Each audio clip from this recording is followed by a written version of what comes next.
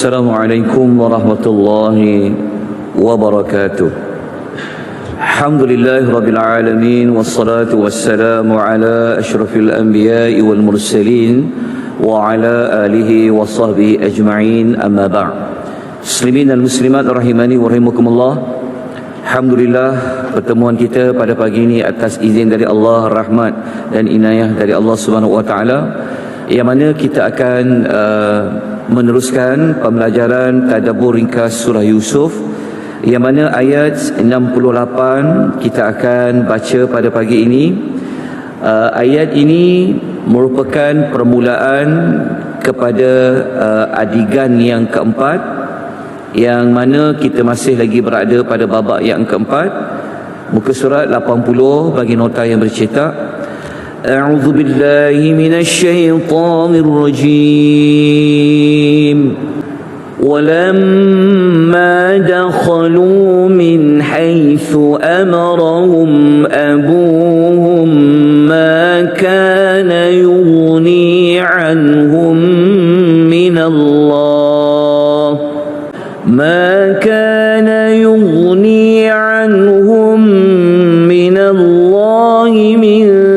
شيء إلا حاجة في نفس يعقوب قضاها وإنه لذو علم لما علمناه ولكن أكثر الناس لا يعلمون. Terjemahan ayat 68, Allah Subhanahu wa taala berfirman yang bermaksud, dan ketika mana mereka masuk menuju arah yang telah diperintahkan oleh bapa mereka.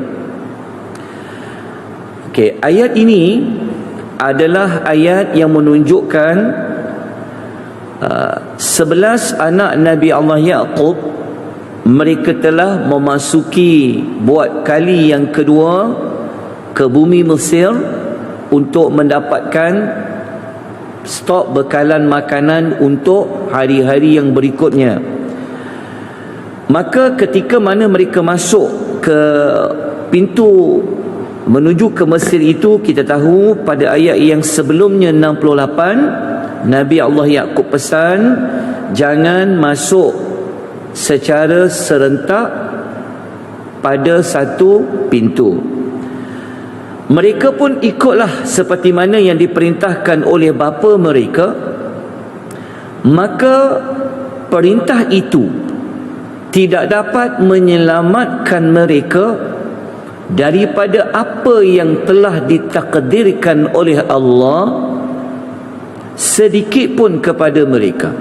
Okey, ayat ini Allah memberitahu bahawasanya walaupun mereka ikut kata ayah mereka, maksudnya mereka masuk secara pintu yang berasingan. Berapa pintu Allah tidak cerita, tetapi yang pasti ayat ini menunjukkan mereka berpecah. Okey, mungkin 2 orang masuk pintu lain, mungkin 5 orang masuk pintu lain. Mereka ikut cakap pesanan Nabi Yaqub. Tetapi Allah memberitahu sekalipun perintah itu mereka ikut, jika Allah Ta'ala nak takdirkan berlakunya sesuatu yang buruk, ia tetap tidak dapatlah lari daripada apa yang Allah takdirkan. Kemudian Allah memberitahu, tetapi yang demikian itu hanyalah suatu hajat yang terpendam dalam hati Nabi Allah Yaqub. Allah memberitahu bahawasanya perintah yang mereka ikut, yang Nabi Yaqub kata masuk ikut pintu yang berasingan ini, kata Allah Azza wa Jalla, ia sebenarnya adalah cadangan oleh Nabi Allah Yaqub. Anak-anak Nabi Yaqub, mereka tak tahu kenapa bapa mereka memerintahkan seperti itu. Tetapi kalau kita boleh baca, kita boleh analisis ayat ni, kita dapati tentulah jawapannya adalah untuk keselamatan. kan. Allah memberitahu bahawasanya lagi, sesungguhnya walaupun Nabi Yaqub itu dia, apa yang dia cadangkan itu adalah daripada dia, cadangan daripada seorang bapa untuk anak-anaknya, namun dia seorang yang ada ilmu, kerana kami telah mengajarkan kepadanya ilmu, tetapi kebanyakan manusia tidak mengetahui. Allah bagi tahu Nabi Yaqub ni, walaupun itu cadangan daripada Nabi Yaqub, anak-anak Nabi Yaqub tak tahu sebenarnya sebab apa bapa mereka berpesan seperti itu, tetapi Allah mengatakan walaupun itu cadangan daripada Yaqub, namun dia bukanlah orang yang apabila mencadangkan sesuatu dia berkata tanpa ada ilmu, tanpa ada sebab dia. Kerana Allah mengatakan dia seorang yang ada ilmu. Allah yang ajar kepada Nabi Yaqub, tapi Allah tak beritahu pada kita pun sebab apa yang sebenar-benarnya. Tapi Allah bagi tahu apa yang Nabi Yaqub nyatakan itu ia adalah daripada ilmu yang Allah ajar.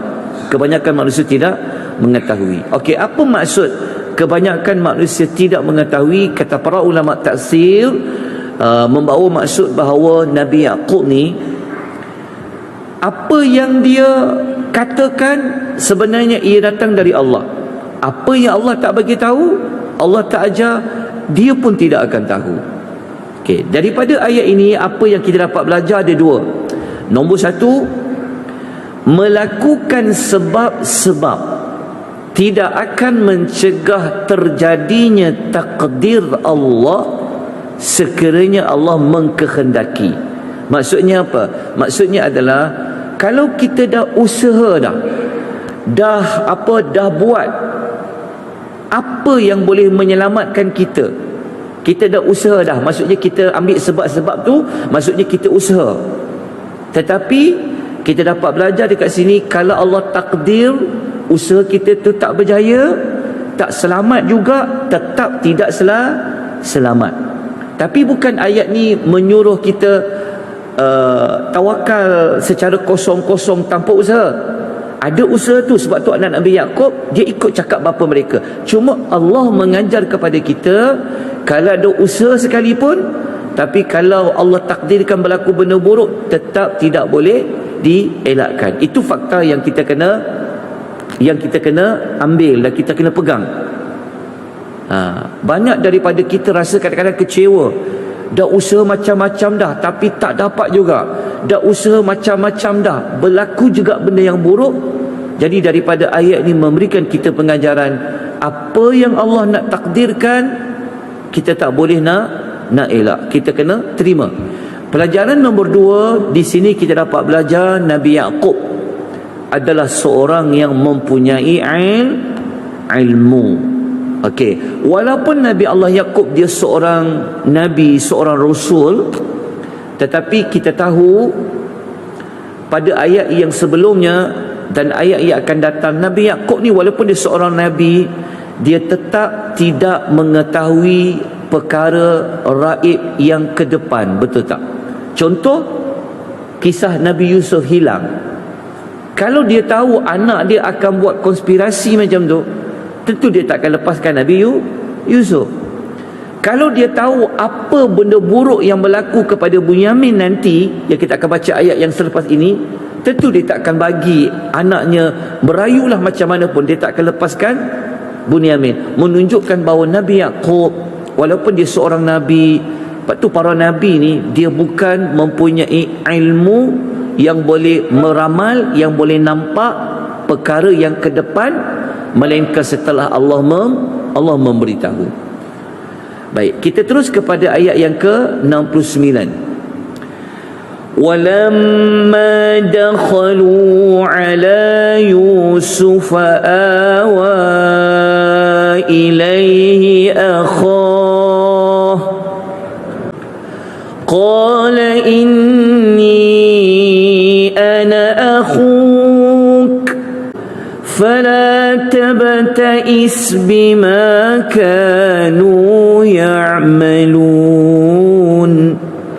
Terjemahan ayat, semasa mereka masuk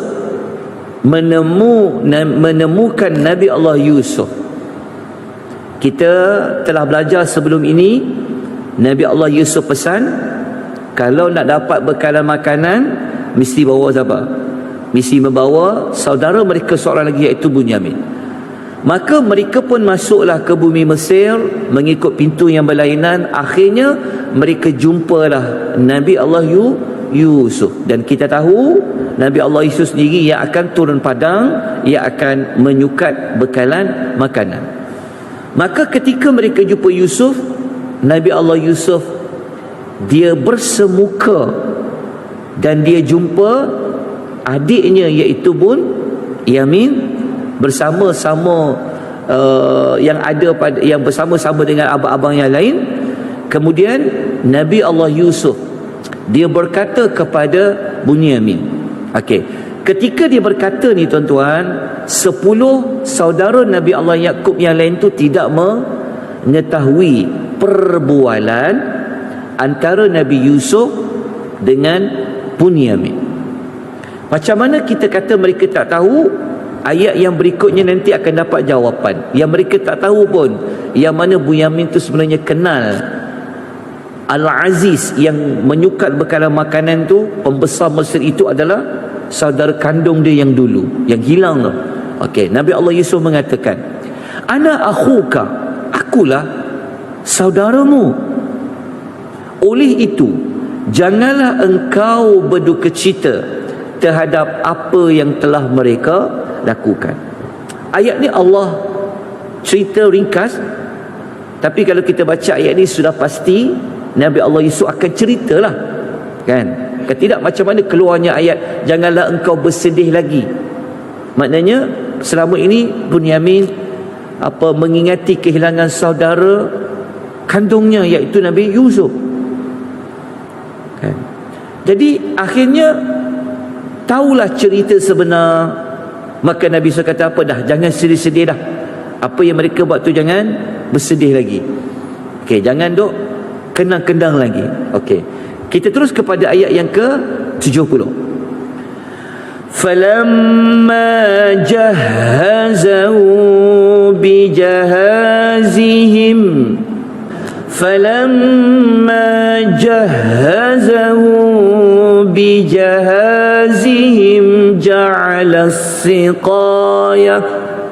جعل السقاية في رحل أخيه ثم أذن مؤذن أيتها العير إنكم لسارقون.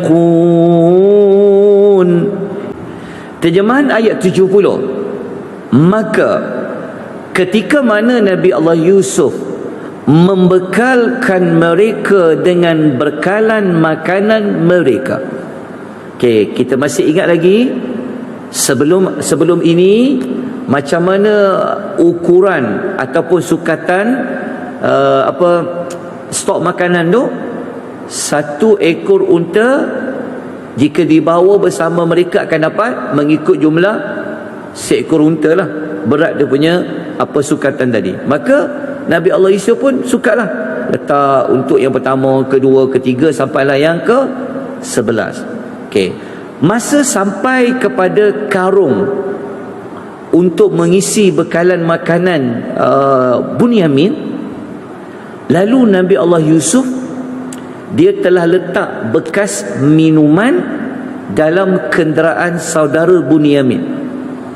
Okey, bekalan minuman tu apa? Bekalan minuman ni nanti kita akan jumpa dekat ayat nombor 72. Ia adalah alat yang digunakan untuk sukat bekas makanan tu. Tapi ia berbentuk, alat tu dia boleh guna juga untuk minum. Siqayah maksudnya minum, bekas minum. Bekas minum tu sebenarnya digunakan juga nanti untuk menyukat bekalan makanan tu. Macam kita ambil beras lah, tuan guna apa ambil beras? Ada sengaja guna gelas je. Ada setengahnya guna cawan kan. So bekas minuman yang digunakan untuk menyukat bekalan makanan itu, Nabi Allah Yusuf letak dia dalam karung Bunyamin bersama dengan bekalan makanan tu. Tak lama kemudian ada seorang berteriak, "Wahai ahli kafilah, sesungguhnya kamu semua ni benar-benar pencuri." Okey. Nabi Allah Yusuf dia tak bagi tahu kepada anak buah dia telah buat satu helah, letakkan penyukat makanan tu dalam kenderaan Bunyamin. Jadi sudah tentu ketika mana mereka nak mencari bekas tu, kenapa mereka sampai nak cari bekas sukatan tu? Nanti kita akan jumpa pada ayat nombor 72. Sukatan bekalas makanan itu adalah raja yang punya. Kalau raja punya ni bukan murah-murah lah kan? Okey. Kenapa setelah bekas makanan itu hilang, maka anak-anak buah Nabi Allah Yusuf ni pun telah mensyaki bahawasanya tentu bekal penyukat makanan itu pada saudara-saudara Yusuf. Okey. Ayat 71 kita baca dulu terjemahan saja, nanti kita akan sambung penerangannya pada hari yang berikutnya. Qalu wa aqbalu alaihim madza tafqidun.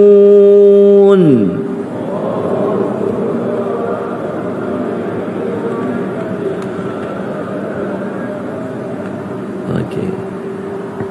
Terjemahan ayat, mereka bertanya sambil menghadap ke arah penyeru-penyeru itu. Kenapa mereka menghadap? Sebab kalau kita baca ayat 71 ni, seolah-olah 11 anak Nabi Yaqub ni dia dah nak keluar dari Mesir dah. Setelah siap sukat, lepas tu mereka nak beredar lah. So semasa mereka nak beredar itu, ada pengumuman yang kita baca pada ayat 70 tadi.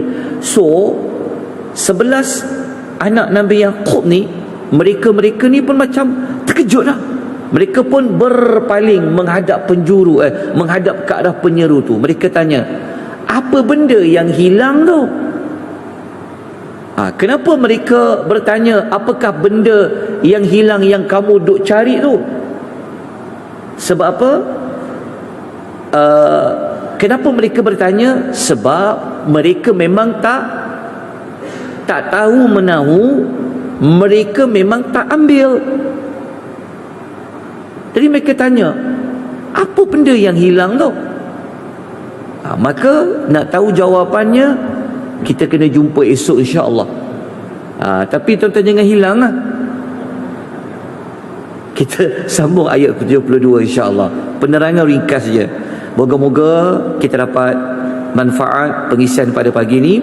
InsyaAllah kita akan ulas lagi, cari lagi jawapan, dan yang paling penting apa pengajaran ayat dan juga tindakan selepas tadabbur yang boleh kita ambil. Kita bertemu lagi, moga-moga Allah sentiasa merahmati kita. Aqulu qouli hadza wa astaghfirullahal azim wa billahi taufiq wal hidayah. Wassalamu alaikum warahmatullahi wabarakatuh.